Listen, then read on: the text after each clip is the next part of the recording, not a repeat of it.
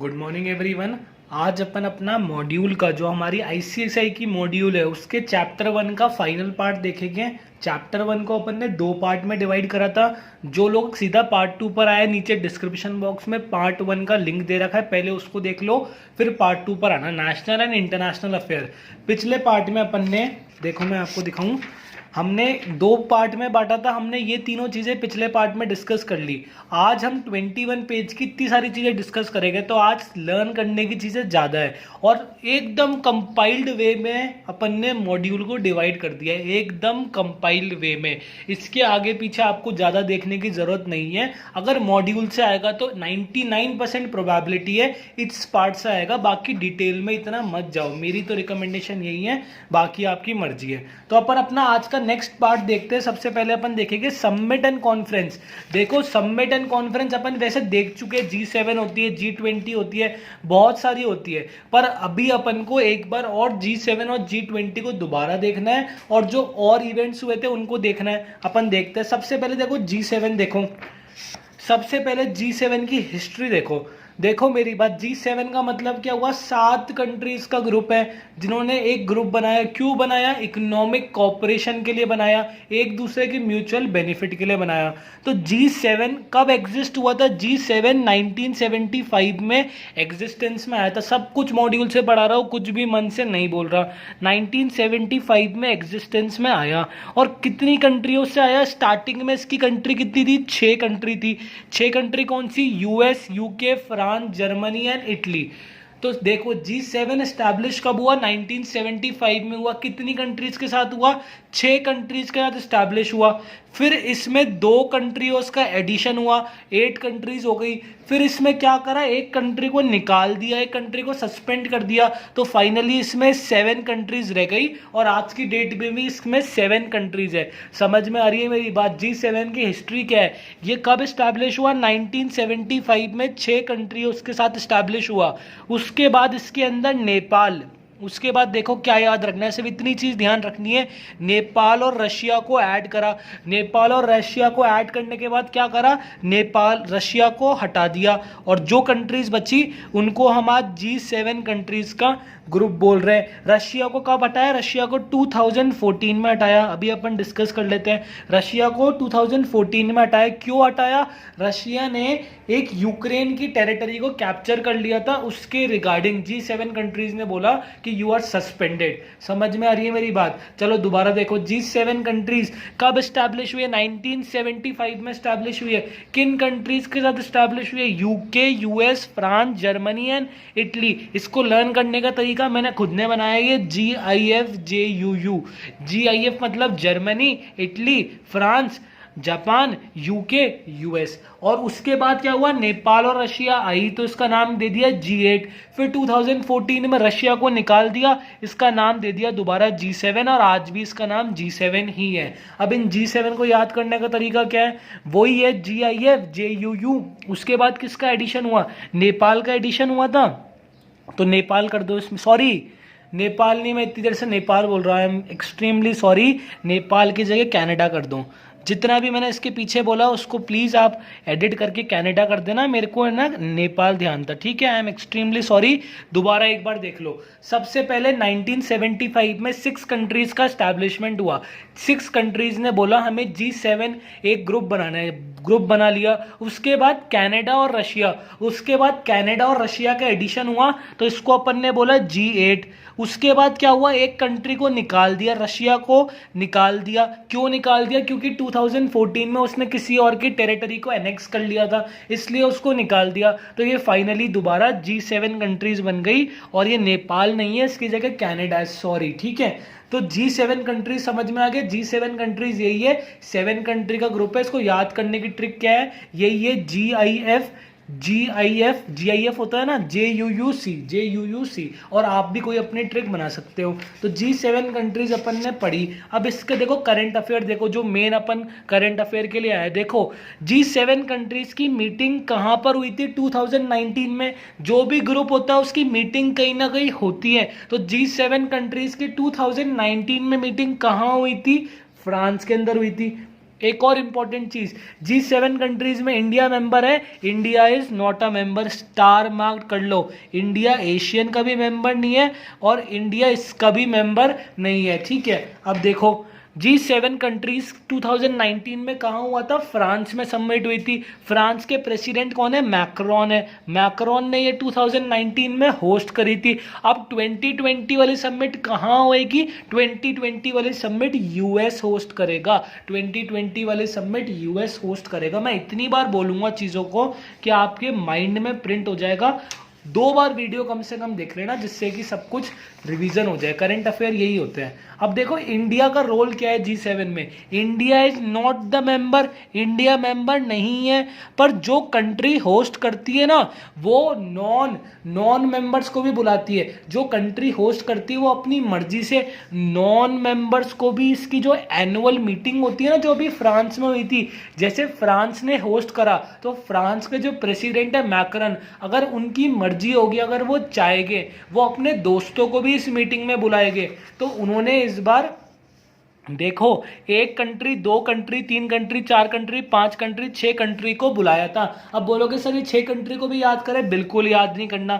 इतना ध्यान रखना है कि G7 में नॉन मेंबर कंट्रीज में इंडिया 2019 में विजिट करा था। इंडिया के prime minister Modi ji G7 meeting को अटेंड करने गए थे as a non member country, as a non member country, समझ गए। और इसको क्या बोलते हैं, ये जो नॉन मेंबर कंट्रीज को इन्वाइट करा, इसको क्या बोलते हैं, इसको बोलते हैं बिरिट्स पार्टनर कंट्री, बिरिट्स पार्टनर कंट्री। एक और चीज देखो, ये फ्रांस में किस जगह हो रहा है, G7 2019 में फ्रांस के किस जगह हुआ था, बियरेट्स फ्रांस में हुआ था, बियरेट्स फ्रांस में हुआ था। तो बियरेट फ्रांस से क्या बोल दिया, बियरेट्स पार्टनर्स कंट्री बोल दिया।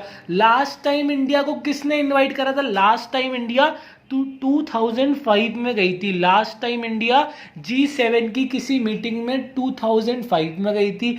2005 से लेके 2019 तक किसी के भी लीडर ने इंडिया को इनवाइट नहीं करा, किसी के भी लीडर ने इंडिया को G7 मीटिंग में इनवाइट नहीं करा।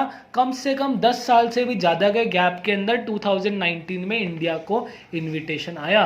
दोबारा देख लो G7 कंट्रीज, बहुत ढंग से समझा रहा हूँ मैं। कब स्टैब्लिश हुआ, 1975 में। कितनी कंट्री उसके साथ स्टैब्लिश हुआ, 6 कंट्री के साथ स्टैब्लिश हुआ। उसके बाद 2 कंट्री का एडिशन हुआ, कनाडा और रशिया का।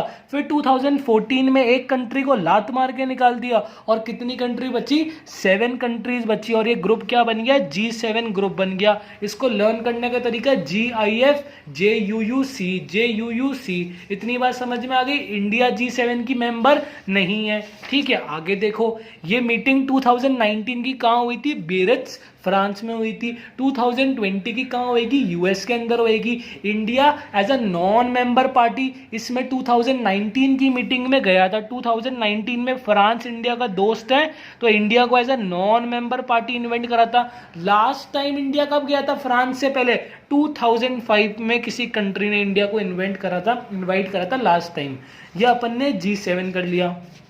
तो ये सारी चीज़ अपन मॉड्यूल से कर रहे हैं और बहुत ढंग से कंपाइल्ड वे में समझ रहे हैं। देखो G20 हम ऑलरेडी पार्ट 1 में कर चुके हैं। जो लोग सीधा पार्ट 2 देख रहे हैं, दोबारा बोल रहा हूँ, डिस्क्रिप्शन बॉक्स में लिंक दे रखा है, पहले पार्ट 1 देख लो। पार्ट 2 में देखो G20 के अंदर, G20 हमें पता है 2019 में कहाँ हुई थी, ओसाका जापान में हुई थी। 2020 में कहाँ होएगी, 2020 में सऊदी अरेबिया में होएगी। और 2022 में ब्लॉकबस्टर इवेंट इंडिया के अंदर होस्ट होगा, जिसमें सबसे पहली बार ऐसा होगा कि 20 कंट्रीज के हेड इंडिया में आएंगे। क्यों आएंगे, क्योंकि इंडिया के 75th इंडिपेंडेंस एनिवर्सरी है। इंडिया को आजाद हुए हुए 75 ईयर्स हो जाएंगे, इसलिए 2022 के अंदर G20 की मीटिंग इंडिया होस्ट करेगा। देखो G20 कंट्रीज में क्या सीन है, 19 तो कंट्रीज है और एक यूरोपियन यूनियन है, समझ रहे हो। यूरोपियन यूनियन EU के अंदर बहुत सारी कंट्रीज आती है। तो इसमें एक तरीके से कंट्रीज कितनी हुई, 19 कंट्रीज हुई और एक पूरा यूरोपियन यूनियन आ गया, जिसमें खुद ही बहुत सारी कंट्रीज आती है। देखो G20 समिट को क्या बोलते हैं, ये चीज अपन नहीं पढ़ रहे हैं। G20 समिट को क्या बोलते हैं? G20 समिट को अपन बोलते हैं summit on financial market and world economy. Summit on financial market and world economy, इतनी बात ध्यान रखना। और G20 की जरूरत क्या आई थी? G20 के एस्टैब्लिशमेंट की नीड क्या थी?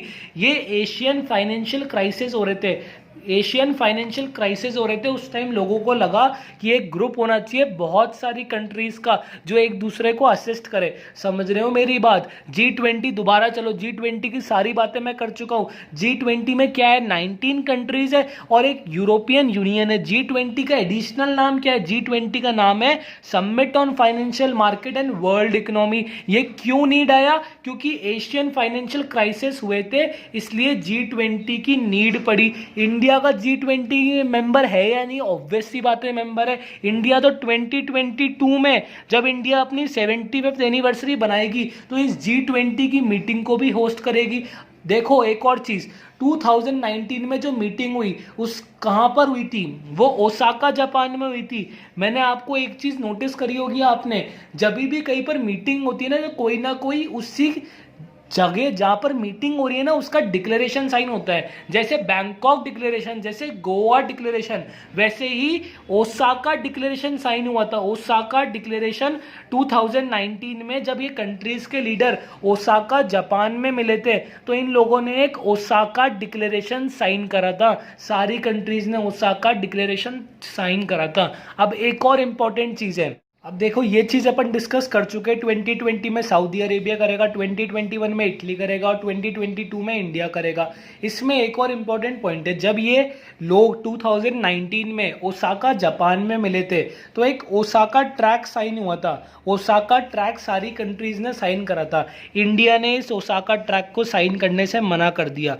ये ओसाका ट्रैक क्या है? ये है ना, देखो डेटा का स्टेट, मतलब डेटा का हमारा एक तरीके से फ्लो है, दूसरी एक कंट्री से दूसरी कंट्री में डेटा का फ्लो करके कोई एग्रीमेंट था। ये बोलता है कि डेटा लोकलाइज मत रखो, एक कंट्री अपना डेटा दूसरों को भी दे। तो ये एक डिक्लेरेशन साइन हुआ था जिसमें इंडिया ने साइन करने से मना कर दिया। तो G20 में यही चीज है। मैं दोबारा एक बार G20 रिवाइज करता हूँ। कितनी कंट्री का ग्रुप है सर? 19 कंट्री और एक यूरोपियन यूनियन है। इसकी G20 को अपन क्या बोलते हैं? G20 को अपन summit on financial market and world economy बोलते हैं। इसकी स्टैब्लिशमेंट क्यों हुई थी? इसकी स्टैब्लिशमेंट एशियन फाइनेंशियल क्राइसिस की वजह से हुई थी। इंडिया का क्या रोल है? इंडिया G20 की मेंबर है। हाँ सर, इंडिया तो G20 की मेंबर है। और जो समिट हुई थी 2019 में ओसाका, उसमें इंडिया का जो ओसाका ट्रैक हुआ था उस पर साइन करने से मना कर दिया था। और इंडिया कब होस्ट करेगी? इंडिया 2022 में G20 समिट को होस्ट करेगी। हर चीज मॉड्यूल से पढ़ा रहा हूं मैं, ठीक है। अब देखो अदर समिट्स एंड कॉन्फ्रेंस, जो हमारा समिट्स एंड कॉन्फ्रेंस वाली हेडिंग है उसमें अब ये वन लाइनर्स है। वो तो डिटेल में दे रखा था इसलिए मैंने आपको डिटेल में पढ़ाया। अब ये वन लाइनर्स है, इसको अपन देख लेते हैं, कोई दिक्कत नहीं आएगी, तो बहुत ईजी है। देखो ये क्या बोल रहा है, नेशनल कॉन्फ्रेंस ऑफ बेस्ट तुक्का क्या होता है? न्यू दिल्ली कर दो। कोई भी समिट हो न्यू दिल्ली कर दो, क्योंकि न्यू दिल्ली हमारी कैपिटल है इंडिया की, दिल्ली हमारी कैपिटल है, तो मोस्टली समिट वहीं होती है। और सेकंड बेस्ट तुक्का क्या है? मुंबई कर दो। तो देखो हमने न्यू दिल्ली करा, न्यू दिल्ली से ये वाला भी सॉल्व हो गया, ये वाला भी सॉल्व हो गया। तो इनको याद रखने की जरूरत नहीं है, जो न्यू दिल्ली के हैं उनको याद ही मत रखो। National conference on CBI, cyber crime investigation and cyber forensic, कहां पर हुई थी? न्यू दिल्ली में हुई थी। क्वेश्चन ऐसे ही आएगा, डेट वेट रिमेंबर करने में मत लग जाना, डेट कोई नहीं पूछता। स्मार्ट वर्क करो। CSGO अकेडमी है किस लिए? CSGO अकेडमी है किस लिए? स्मार्ट वर्क के लिए। तो डेट वेट अपन को बिल्कुल ध्यान नहीं रखनी। देखो national conference on cyber crime कहाँ हुई थी? न्यू दिल्ली में आई थी। ये क्वेश्चन खत्म हो गया। National youth game summit, national youth summit कहाँ हुई थी? न्यू दिल्ली में हुई थी। ये क्वेश्चन भी खत्म हो गया। डेट याद करने मत बैठ जाना, फिर मैं बोल रहा हूँ, ठीक है। उसके बाद देखो mobility summit, new gen mobility summit 2019 कहाँ हुई थी? ये गुरुग्राम हरियाणा में हुई थी। गुड़गांव का नाम चेंज करके गुरुग्राम कर दिया था। तो ये कहाँ पर हुई थी? गुरुग्राम हरियाणा में हुई थी। और दो समिट है, ये क्या बोल रहा है? National conference on e commerce, e commerce की समिट कहाँ पर हुई थी? शिलोंग मेघालय में हुई थी। शिलोंग मेघालय में हुई थी। और इसका थीम क्या था? Digital India. आजकल जो भी समिट होती है उसका थीम एक तरीके से डिजिटल इंडिया, स्किल इंडिया, ये सारी चीजें ही होती हैं। दोबारा देखो अदर इवेंट्स में क्या है। न्यू दिल्ली में हुई थी साइबर क्राइम पे समिट, यूथ समिट कहाँ हुई थी? न्यू दिल्ली में हुई थी। मोबाइलिटी समिट कहाँ हुई थी? गुरुग्राम हरियाणा में हुई थी। ई गवर्नेंस समिट कहाँ हुई थी? शिलोंग मेघालय में हुई थी। और इसकी थीम क्या है? डिजिटल इंडिया है। और ये वाला क्वेश्चन देखो, इंडिया क्या होस्ट करेगा? India no money for terror conference, ये ग्लोबल कॉन्फ्रेंस है, इंडिया 2020 में इसको होस्ट करेगा। इतनी बात ध्यान रख लो, ये ग्लोबल कॉन्फ्रेंस है जिसमें 100 के ऊपर कंट्रीज के फाइनेंशियल इंटेलिजेंस यूनिट मिलती है। तो इतना ज़्यादा डिटेल में नहीं जाना। इंडिया क्या होस्ट करेगा? No money for terror, no money for terror 2020 में इंडिया होस्ट करेगा। इतनी बात समझ में आई या नहीं आई? दोबारा देख लो, समिट्स एंड कॉन्फ्रेंस में कितनी है? 5 है। इससे पहले कितनी थी? इससे पहले एक तो G7 के बारे में था और G20 के बारे में था, वो अपन देख चुके हैं इस हेडिंग में। अब ये अदर इवेंट्स है। अदर के अंदर क्या है? एक न्यू दिल्ली में हुई, मोबाइलिटी वाली गुरुग्राम में हुई, ई कॉन्फ्रेंस वाली, ई गवर्नेंस वाली शिलोंग के अंदर हुई। और उसके बाद जो हमारा नो मनी फॉर टेरर है वो 2020 कौन होस्ट करेगा? इंडिया को चांस दिया है no money for terror conference 2020 host करने का।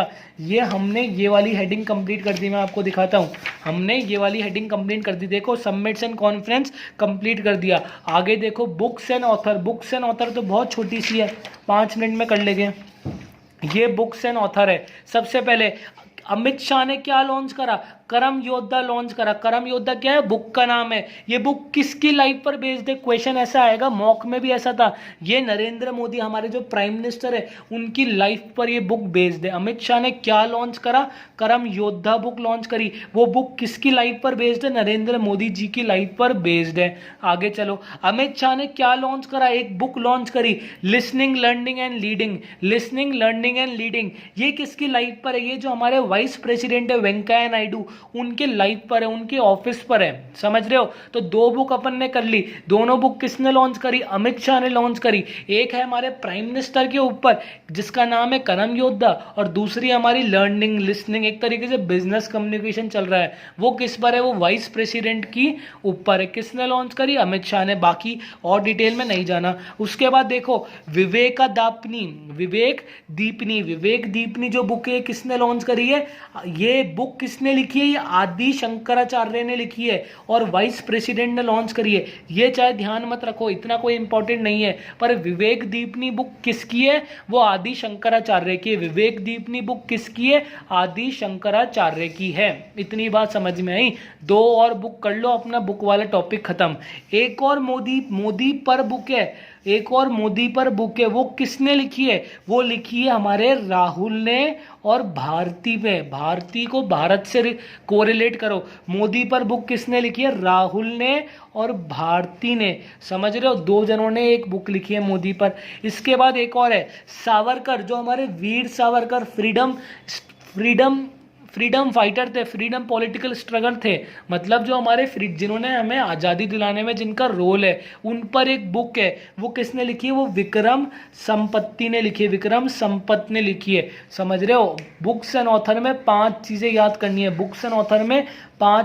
करनी है। सबसे पहले, करम योद्धा बुक किस पर लिखी है? नरेंद्र मोदी की लाइफ पर लिखी है। किसने लॉन्च करी? अमित शाह ने एक और बुक लॉन्च करी है जिसका नाम है लिसनिंग लीडिंग एंड लर्निंग। ये किसकी लाइफ पर लिखी है या किसके ऑफिस पर लिखी है? ये हमारे वेंकैया नायडू, जो हमारे वाइस प्रेसिडेंट है, उनके ऊपर लिखी है। उसके बाद विवेक दीपनी किसने लिखी है? वो आदि शंकराचार्य ने लिखी है। और जो मोदी पर बुक है, मोदी को भारत से रिलेट करो, एक तो भारती और राहुल, 2 जनों ने मिलके ये वाली बुक लिखी है। और जो सावरकर वाली बुक है वो विक्रम संपत ने लिखी है। देखो, एस से रिमेंबर करो, विक्रम संपत और ये सावरकर। हमने बुक्स एंड ऑथर वाली भी हेडिंग कंप्लीट कर दी। आगे चलते हैं, बहुत जल्दी खत्म होएगा, कुछ नहीं है। देखो, स्पोर्ट्स के अंदर 2 स्लाइड्स है। 2 स्लाइड्स मतलब एक ये स्लाइड और एक उसकी नेक्स्ट वाली स्लाइड। सबसे पहले खेलो इंडिया, मैं पहले जनवरी के करंट अफेयर में करा चुका हूँ, ये अपने मॉड्यूल में भी है। खेलो इंडिया गेम्स कहाँ ऑर्गेनाइज हुए?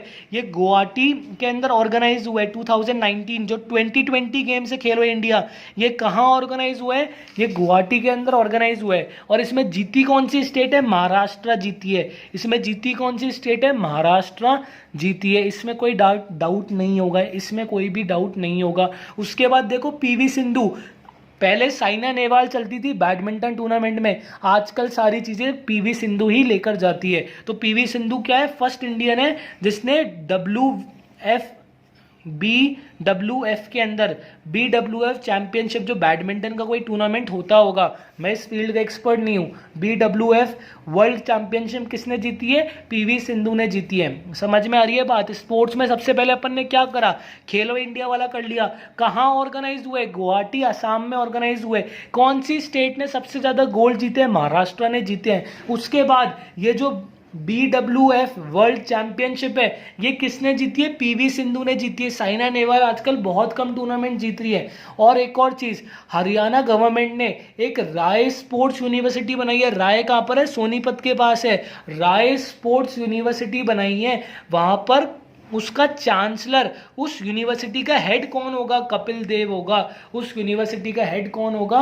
उस यूनिवर्सिटी का हेड कपिल देव होगा। तो 3 क्वेश्चन तो ये वाले हो गए। और 3 क्वेश्चन देखो, आईसीसी ने 2019 का spirit of the year award किसको दिया? स्पिरिट ऑफ क्रिकेट अवार्ड किसको दिया है? विराट कोहली को दिया। ऑब्वियसली बात है, आउटस्टैंडिंग बैट्समैन है, ठीक है।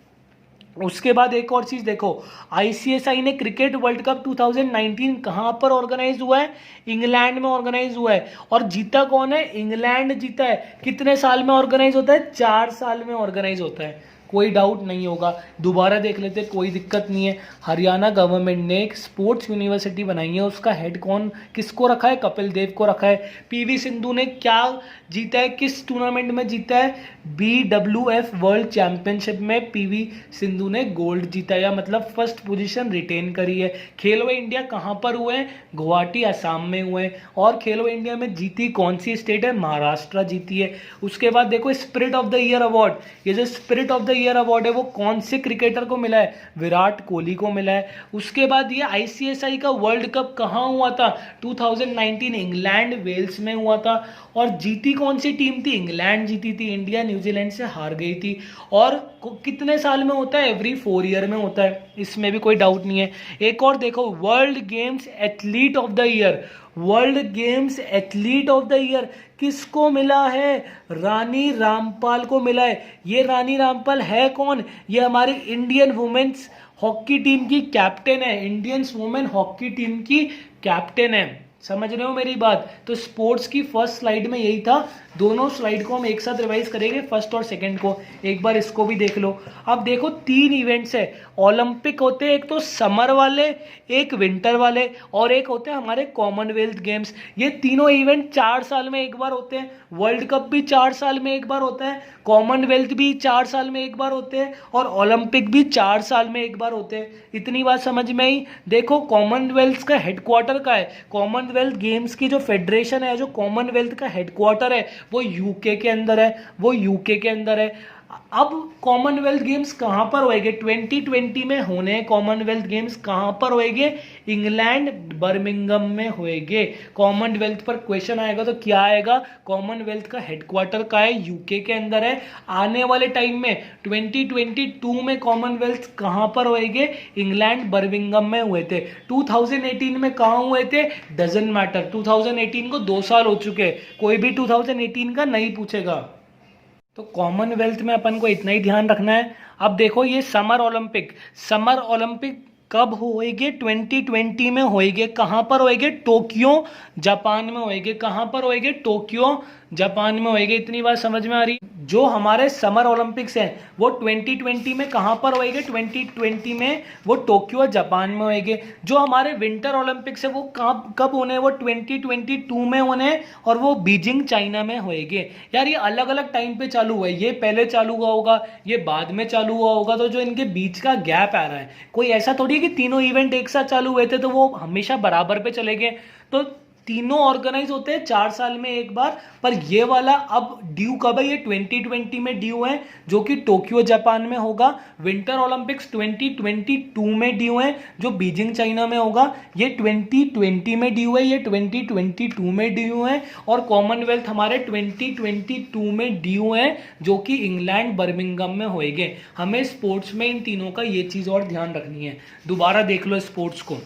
रानी रामपाल को क्या मिला है, world games athlete of the year का अवार्ड मिला है। Spirit of the cricket award किसको मिला है, विराट कोहली को मिला है। कहां पर वर्ल्ड कप हुआ था, इंग्लैंड में। जीता कौन है, इंग्लैंड। कितने साल में होता है, 4 साल में। हरियाणा गवर्नमेंट ने किसको चांसलर बनाया, राय स्पोर्ट्स यूनिवर्सिटी का कपिल देव को बनाया है।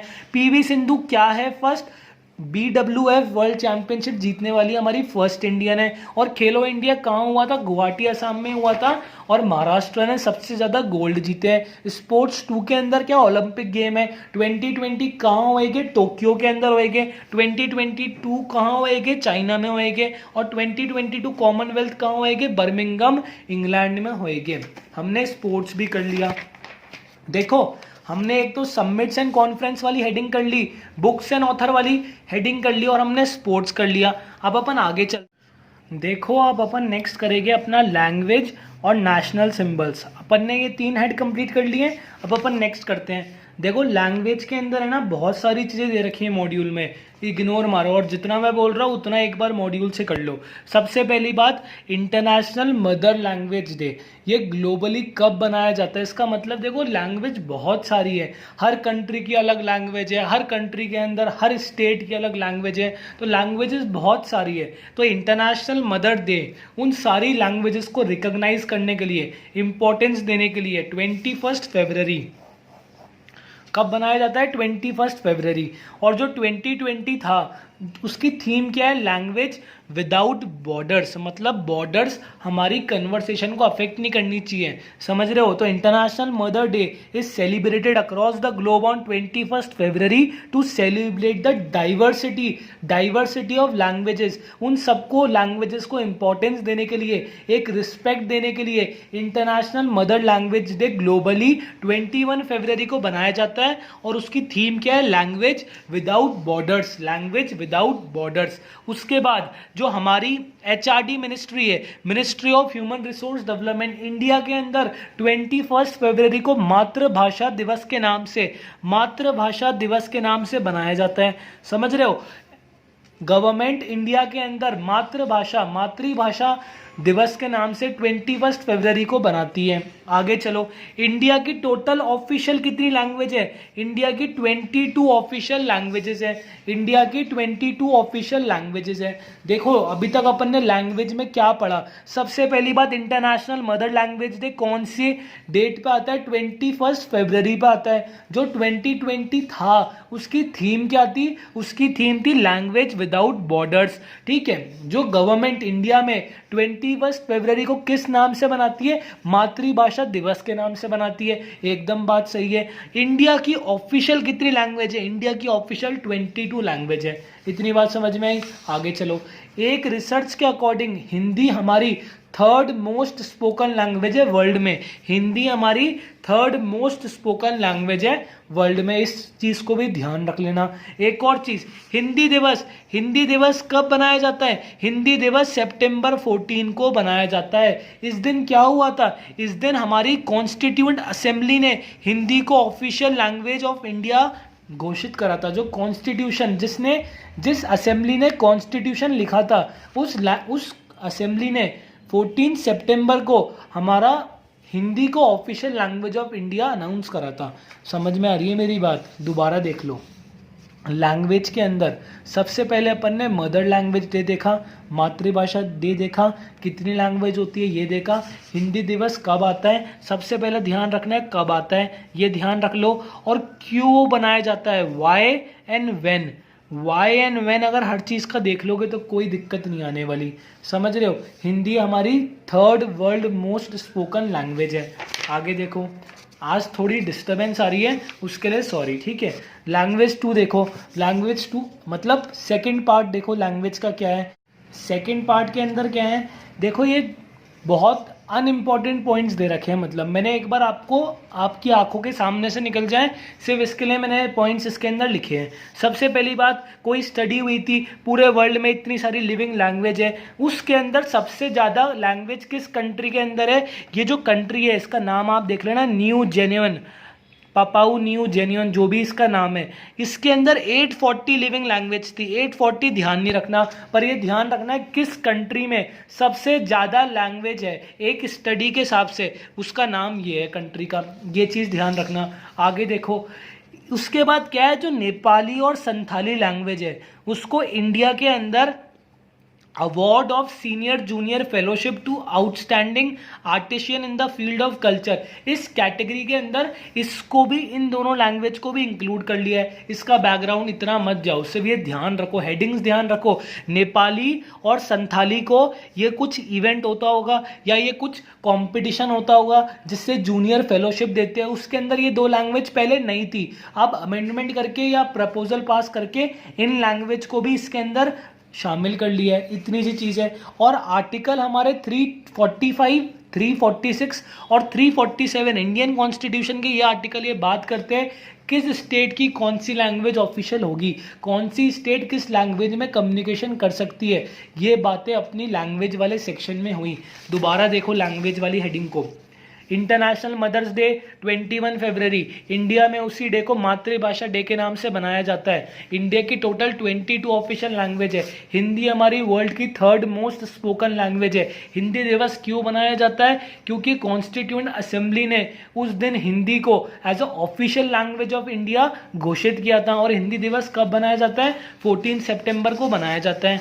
ये तीनों आर्टिकल कॉन्स्टिट्यूशन में किसके बारे में बात करते हैं? Language of state and union के बारे में बात करते हैं। कौन सी रिसेंट लैंग्वेजेस को fellowship to the outstanding artisans वाली कैटेगरी के अंदर इंक्लूड करा है? नेपाली और संथाली लैंग्वेज को इंक्लूड करा है। कौन सी कंट्री के अंदर सबसे ज्यादा लिविंग लैंग्वेज है एक स्टडी के हिसाब से? इस वाली कंट्री के अंदर है। हमने लैंग्वेज वाला पार्ट भी कर लिया। देखो हमने लैंग्वेज वाला पार्ट भी कर लिया। अब नेशनल सिंबल तो आप बचपन से कर रहे हो, लोटस, पीकॉक, फटाफट देखूंगा इसमें, मैं टाइम वेस्ट नहीं करने वाला, आप रीड कर लेना, नोट्स अपने सारे व्हाट्सएप ग्रुप में आएंगे, ठीक है। नेशनल सिंबल क्या है? नेशनल सिंबल ये है। इसका रेशो क्या होता है? इसका रेशो 2:3 होता है। इसका रेशो क्या होता है? 2:3 होता है। इसमें सेंटर में क्या होते हैं? कितनी लाइनें होती है? 24 स्पोक्स होते हैं। 24, इस पे मैं लिखना नहीं चाहता, 24 स्पोक्स होते हैं। ये चीज़ मैंने यहाँ पर सारी हाईलाइट कर रखी है।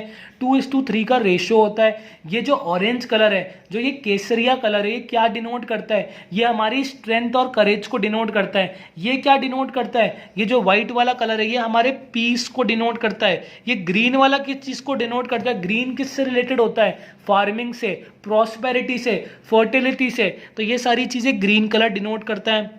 समझ में आ रही है बात? और ये सारी चीज़ें अपन ने नेशनल फ्लैग के बारे में देख ली। और 2-3 सिंबल है, उसको भी देख लेते हैं। ये देखो, नेशनल करेंसी का सिंबल क्या है? रुपीज़ है, सबको पता है। पर ये अडॉप्ट कब हुआ था? ये 2010 में रिसेंटली अडॉप्ट हुआ था, ये चीज़ ध्यान रखना। नेशनल बर्ड क्या है? नेशनल बर्ड हमारी पीकॉक है, पर इसका एक और नाम है पैवो स्टैचूस, पैवो क्रिस्टैचूस।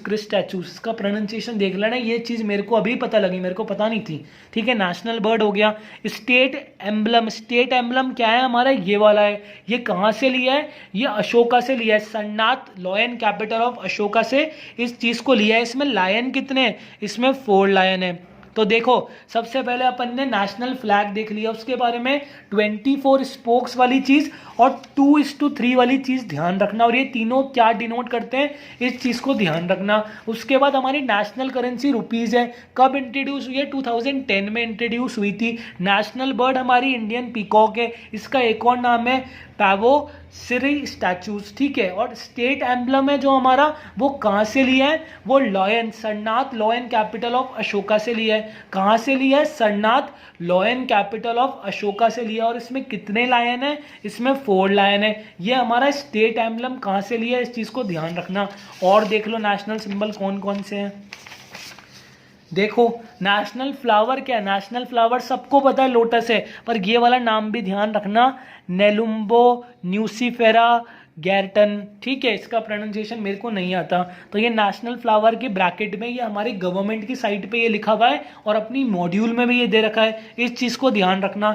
जो हमारा नेशनल एनिमल है सबको पता है टाइगर है, पर कौन सा टाइगर? Panthera tiger. कौन सा tiger? Panthera tiger, tiger lotus, ठीक है।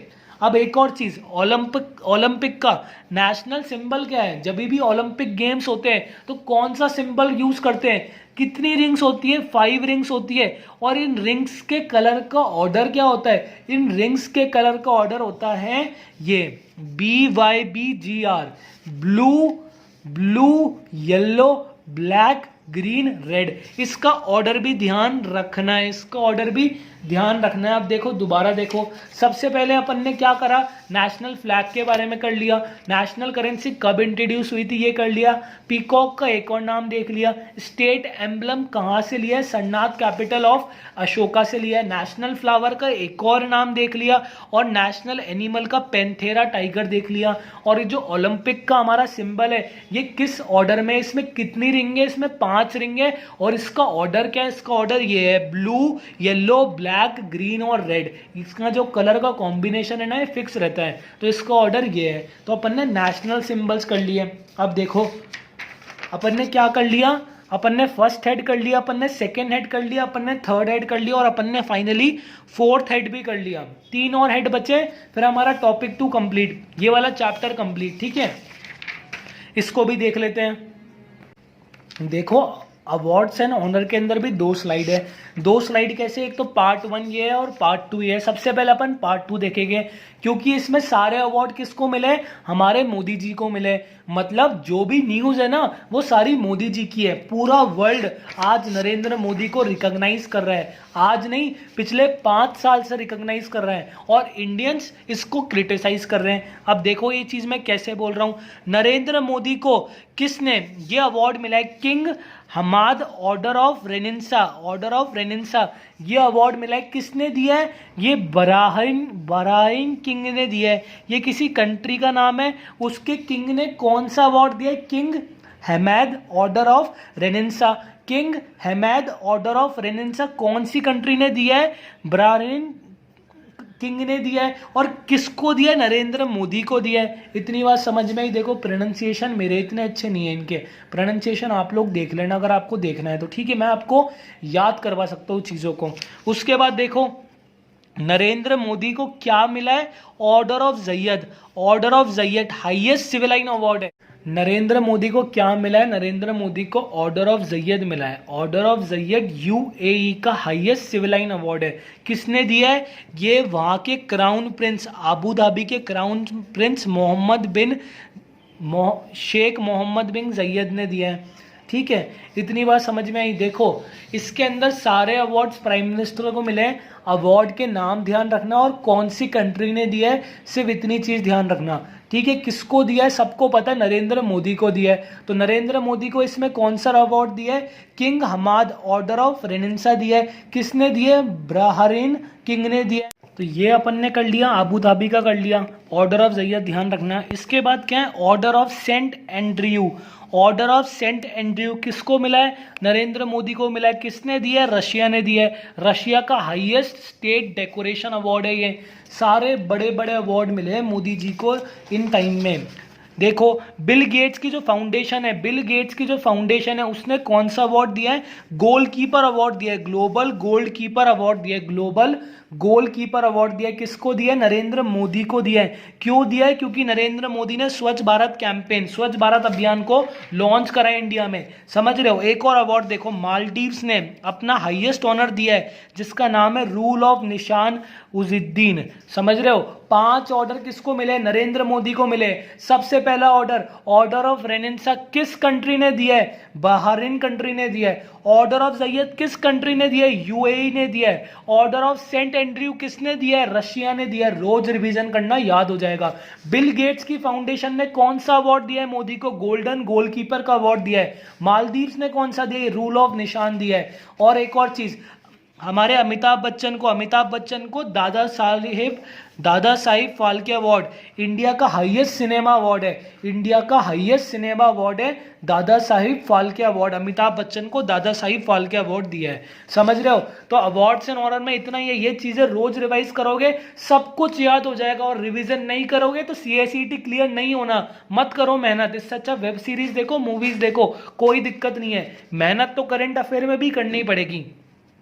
मैं आपको गाइड कर सकता हूँ, मैं आपको चीज़ें समझा सकता हूँ, याद आपको ही करना है, और याद मैं भी करवा रहा हूँ। मैं 2-3 बार हर चीज़ को बोल रहा हूँ जिससे कि आपको याद हो जाए। बिल गेट्स ने कौन सा दिया है? गोल्डन गोलकीपर दिया है। मालदीव्स ने कौन सा दिया? रूल ऑफ निशान दिया है। ऑर्डर ऑफ सेंट एंड्रयू किसने दिया? रशिया ने दिया है। ऑर्डर ऑफ जैयद किसने दिया? यूएई ने दिया है। ऑर्डर ऑफ ये हमारा king Hamad, order of Renaissance किसने दिया? बहरीन किंग ने दिया, बहरीन कंट्री के किंग ने दिया है। अब देखो अवार्ड्स एंड ऑनर में नंबर 1 सबसे हाईएस्ट हमारा इंडिया का हाईएस्ट अवार्ड कौन सा है?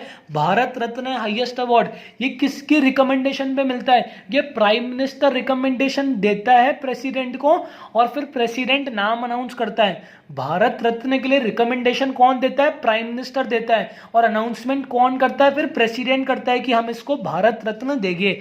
भारत रत्न में लिमिट होती है, एक साल में 3 से ज्यादा लोगों को भारत रत्न नहीं दे सकते। Star marked point, Bharat Ratna एक साल में हर ईयर में एक बार देते हो, और 3 से ज्यादा लोगों को नहीं दे सकते, क्योंकि भारत रत्न की वैल्यू खत्म हो जाएगी। इतना बड़ा भारत रत्न का मतलब है इंडिया का प्रेस्टिजियस गोल्ड है ये आदमी। अगर हर साल 100 लोगों को देने लगे तो कोई मतलब नहीं है फिर भारत रत्न देने का। तो इसलिए इसको साल में तीन ही लोगों को मैक्सिमम दे सकते हैं। लास्ट ईयर किनको मिला था? इन 3 लोगों को साथ में मिला था। प्रणब मुखर्जी हमारे प्रेसिडेंट थे, फॉर्मर प्रेसिडेंट थे, भूपेन हजारिका और नानाजी देशमुख। इन 3 लोगों को लास्ट टाइम भारत रत्न मिला था, इन 3 लोगों को लास्ट टाइम भारत रत्न मिला था। तो भारत रत्न में क्या चीज याद करनी है? हाईएस्ट सिविल लाइन अवार्ड है, ये चीज ध्यान रखनी है। किसकी रिकमेंडेशन चलती है? प्राइम मिनिस्टर की रिकमेंडेशन चलती है, और रिकमेंडेशन प्राइम मिनिस्टर किसको देता है? प्रेसिडेंट को देता है। कितने अवार्ड दे सकते हैं? एक साल में 3 ही दे सकते हैं। और टोटल आज तक इंडिपेंडेंस से लेकर आज तक कितने लोगों को भारत रत्न मिला है? 48 लोगों को भारत रत्न मिला है, जिसके अंदर ये 3 लोग भूपेन हजारिका, नानाजी देशमुख और प्रणब मुखर्जी को लास्ट ईयर मिला है। तो 48 लोगों को आज तक मिला है। स्टार मार्क्ड पॉइंट आ सकता है। उसके बाद भारत रत्न के बाद और भी होते हैं जिनको अपन पद्मा अवार्ड्स बोलते हैं। एक होता है हमारा पद्म विभूषण, दूसरा होता है पद्म भूषण, और तीसरा होता है पद्मश्री। समझ रहे हो? ये तीनों कुछ ना कुछ सर्विस पे मिलता है। क्या आपने extraordinary, exceptional service, distinguish service करी है तो आपको ये अवार्ड मिलेगा। समझ रहे हो? अब देखो क्या चीज़ है, ये चीज़ ध्यान रखना है कि 2020 में 141 लोगों को पद्मा अवार्ड्स दिए। पद्मा अवार्ड्स बोले तो इन तीनों को मिला के, पद्मा अवार्ड्स बोले तो इन तीनों को मिला के कितने लोगों को दिए? 141, जिसमें कि पद्म विभूषण 7 थे, ये 16 थे, और ये 118 थे। तो इनकी इंपॉर्टेंस भी इसके हिसाब से देखो, ये कम लोगों को दिया है तो इसका ऑर्डर इन दोनों से ऊपर है। पद्म विभूषण इन दोनों से ऊपर रैंक करता है। ये थोड़े ज्यादा लोगों को दिया है तो इसका ऑर्डर 2nd नंबर पे है, और पद्मश्री का ऑर्डर 3rd नंबर पे। ये 118 लोगों के वर्क को रिकॉग्नाइजेशन करने के लिए दिया है। इतना ध्यान नहीं रखना, ये मैं आपको एक्सप्लेन करने के लिए बताया। हाईएस्ट ऑर्डर क्या है? भारत रत्न। कितने लोगों को दिया आज तक? 48 लोगों को। मैक्सिमम एक साल में कितने दे सकते हैं? 3। ये जो लास्ट टाइम भारत रत्न मिला था वो किसको मिला था? इन 3 लोगों को मिला था। टोटल पद्मा अवार्ड्स कितने लोगों को दिए? 141 लोगों को दिए, जिसमें कि सबसे ज्यादा इंपॉर्टेंट कौन सा अवार्ड होता है? ऑर्डर में देखा जाए तो पद्म विभूषण 1 होता है। अगर ऑर्डर में देखा जाए तो भारत रत्न 1 के भी ऊपर आएगा, पर अपन भारत रत्न की अभी बात नहीं कर रहे, अभी अपन तीनों की बात कर रहे हैं। 2nd नंबर पे ये और 3rd नंबर पे ये। इस चीज को ध्यान रखना। ये लिस्ट याद करोगे, कोई टीचर बोलेगे 118 की लिस्ट याद कर लो, तो 118 की लिस्ट याद करना पॉसिबल है? इतना नहीं आएगा। सिर्फ ये चीज पता होनी चाहिए क्या चीज क्या है, कब मिलती है, कितने लोगों को मिलती है, बस इसका एक आइडिया होना चाहिए। ठीक है, मार्च अप्रैल के समथिंग अनाउंसमेंट होता है, ये सारी चीजें पढ़ लेना, बाकी इसमें कुछ नहीं है। अपन ने अवार्ड्स एंड ऑनर भी देख लिए, सारे अवार्ड्स किसको मिले हैं, हमारे प्राइम मिनिस्टर को मिला है। पूरा वर्ल्ड आज मोदी जी को रिकॉग्नाइज कर रहा है कि मोदी जी अच्छा काम कर रहे हैं, ठीक है। अब ये देखो, अपन ने अवार्ड्स एंड ऑनर वाली भी खत्म कर ली, अब दो बच रहे, लास्ट के दो बच रहे, जिसका नाम है इंटरनेशनल डिप्लोमेसी और आर्ट और कल्चर। इसको भी ओवर करके अपन इस चैप्टर को कंप्लीट कर देते हैं, कोई भी दिक्कत नहीं है, बहुत इजी चैप्टर है। इंटरनेशनल डिप्लोमेसी, एक मिनट रुको। इंटरनेशनल डिप्लोमेसी के अंदर नमस्ते ट्रम्प मैं पार्ट 1 में बता चुका हूं कि उनके ट्रम्प इंडिया में आए थे, मोटेरा स्टेडियम के अंदर, वर्ल्ड लार्जेस्ट स्टेडियम में प्रोग्राम हुआ।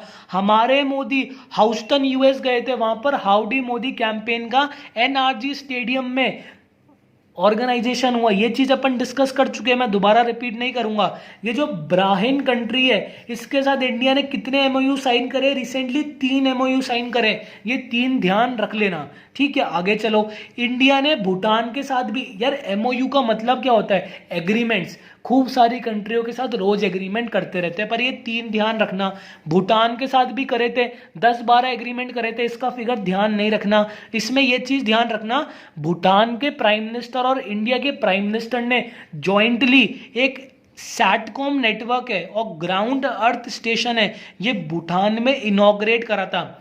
इंडिया के प्राइम मिनिस्टर और भूटान के प्राइम मिनिस्टर ने सैटकॉम नेटवर्क और ग्राउंड अर्थ स्टेशन भूटान में इनॉग्रेट करा था, जो कि इसरो की मदद से बना था। इसमें यह पॉइंट थोड़ा ध्यान रखना, 2 बार रिवाइज करोगे ध्यान हो जाएगा। इंडिया और जापान ने डिफेंस मिनिस्ट्रल मीटिंग, मतलब दोनों के डिफेंस मिनिस्टर कहां पर मिले, इंडिया और जापान दोनों के डिफेंस मिनिस्टर कहां पर मिले, टोक्यो में मिले। इनके डिफेंस मिनिस्टर का नाम याद देख लो एक बार, ताकेशी करके देख लो। और हमारे डिफेंस मिनिस्टर को तो नाम पता ही होगा, राजनाथ सिंह। मैंने लास्ट वीडियो में बताया था, राजनाथ सिंह पहले डिफेंस मिनिस्टर बने जिन्होंने लाइट कॉम्पैक्ट व्हीकल तेजस को फ्लाई कराए। याद आया कुछ चीज, याद आई होगी अगर पक्का मेरी वीडियो देखी होगी। तो देखो, नमस्ते ट्रम्प अपन कर चुके, हाउडी मोदी कर चुके, 3 एमओयू साइन करे, इसको ध्यान रखना।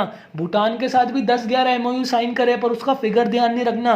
उसमें सैटकॉम नेटवर्क आए तो ध्यान रखना वो भूटान से लिंक है। और इंडिया और जापान की डिफेंस मिनिस्टर्स की मीटिंग कहां पर हुई थी, टोक्यो में हुई थी।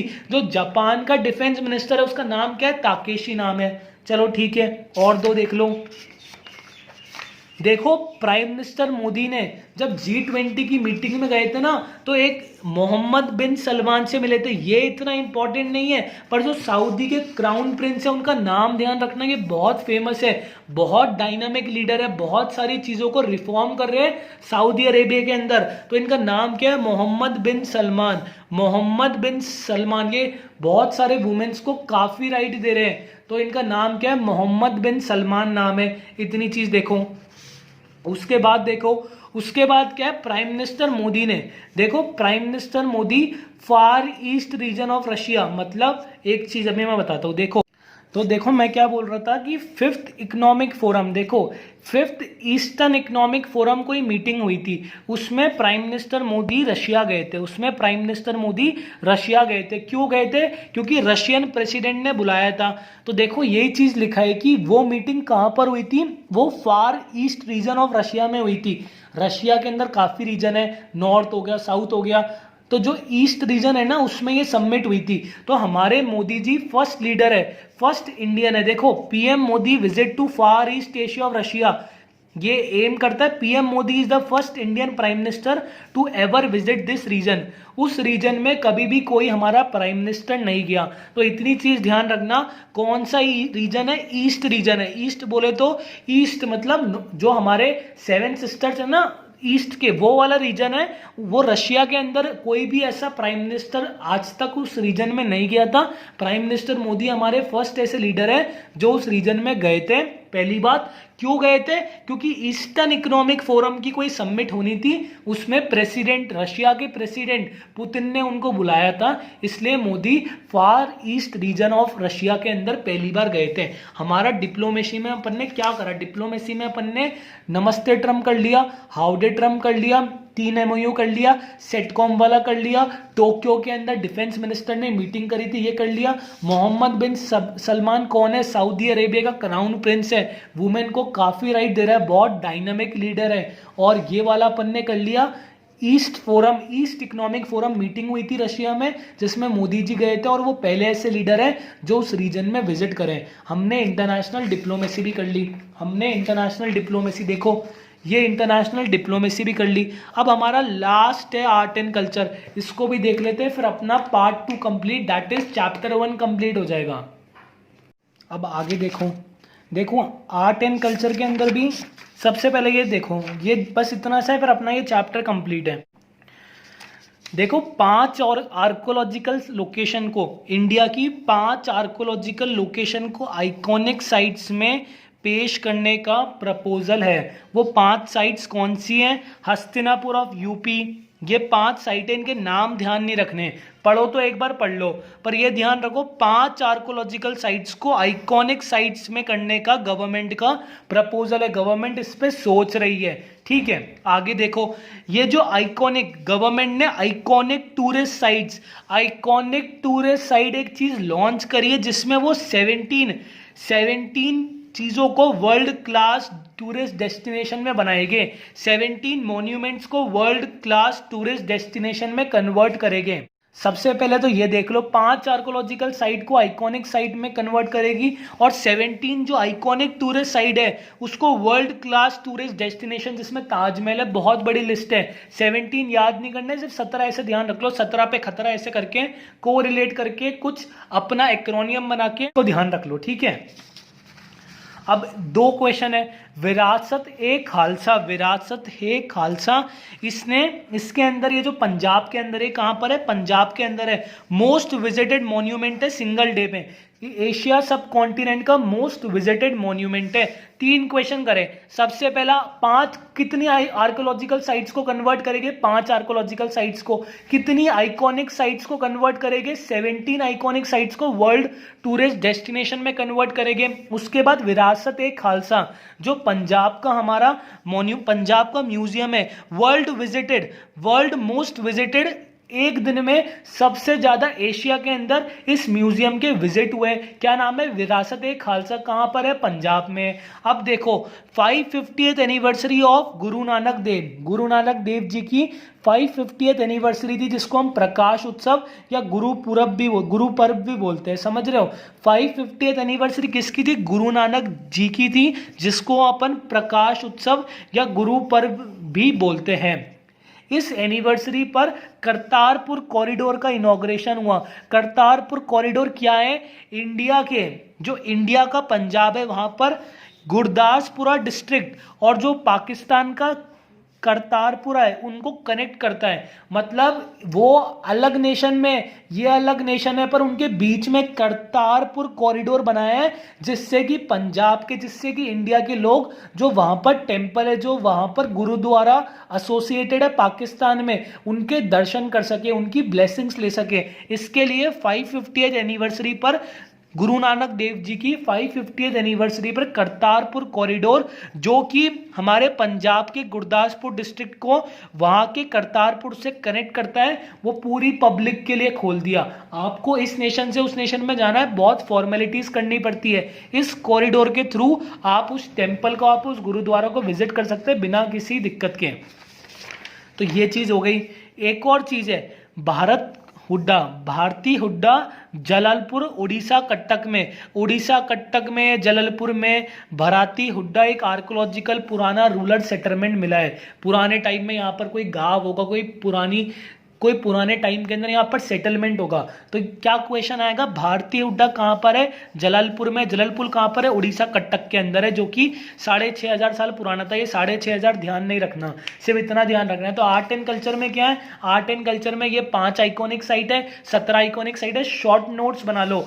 550th गुरु नानक एनिवर्सरी पर क्या हुआ? विरासत ए खालसा कहाँ पर है? और आर्कोलॉजिकल सर्वे के अंदर हमारे भारतीय हुड्डा क्या चीज है? जलालपुर के अंदर एक विलेज सेटलमेंट है, वो मिला है। अपन ने ये चीज भी कर ली। 1 मिनट रुको, अभी जाना मत। अपन ने आर्ट एंड कल्चर भी कर लिया। देखो अपन ने आर्ट एंड कल्चर भी कर लिया। अब मेरी बात सुनो, कंक्लूडिंग रिमार्क सुनो। अपन ने चैप्टर 1 मॉड्यूल से काफ़ी डिमांड के बाद कर लिया और हमको बहुत नॉलेज मिली। हमें जनवरी फरवरी के करंट अफेयर बहुत हद तक हमें पता लगे, करंट अफेयर जो कि बेनिफिशियल है। इसके अंदर से मॉक के अंदर 2-3 क्वेश्चन भी थे तो वो भी हमारे लिए बेनिफिशियल है। इन सब के शॉर्ट नोट्स बना लो। ये नोट्स तो मैं अपने व्हाट्सएप ग्रुप में भेज दूंगा, नीचे लिंक दे रखा है, नीचे मेरा व्हाट्सएप नंबर दे रखा है। कोई भी डाउट हो मेरे को टेक्स्ट करो व्हाट्सएप पे, मेरे को व्हाट्सएप पे कॉल करो, मेरे को कोई दिक्कत नहीं है। और CSET का 60-70% कोर्स अपलोड हो चुका है हमारे यूट्यूब चैनल पे। CS गो CSET सर्च करोगे तो CS गो के नाम से चैनल है, उस पर सारा कोर्स अपलोड हो रहा है धीरे धीरे। शॉर्ट नोट्स बना लो और रोज रिवाइज करो। रिवीजन के बिना CSET क्लियर नहीं होगा। अब तो CBSE वालों के 12th के बोर्ड के एग्जामिनेशन भी कैंसिल हो गए। प्लीज रिवाइज कर लो, ऐसी वीडियो आती रहेगी। और देखो चैनल को सब्सक्राइब जरूर करना प्लीज यार, चैनल सब्सक्राइब करें बिना मत जाना, ठीक है। और कोई भी डाउट हो मेरे को पूछना। Thank you very much. Okay और रिवीजन पे फोकस करना। हमने अपने मॉड्यूल के जो हमारी मॉड्यूल है ऐसा, एक बार मॉड्यूल को जाके क्रॉस चेक करो, मॉड्यूल को एक बार पढ़ो, जिससे कि खुद में कॉन्फिडेंस आ जाए कि हमने सब कुछ कवर कर लिया। और रिवीजन करते रहो, ठीक है। Thank you very much.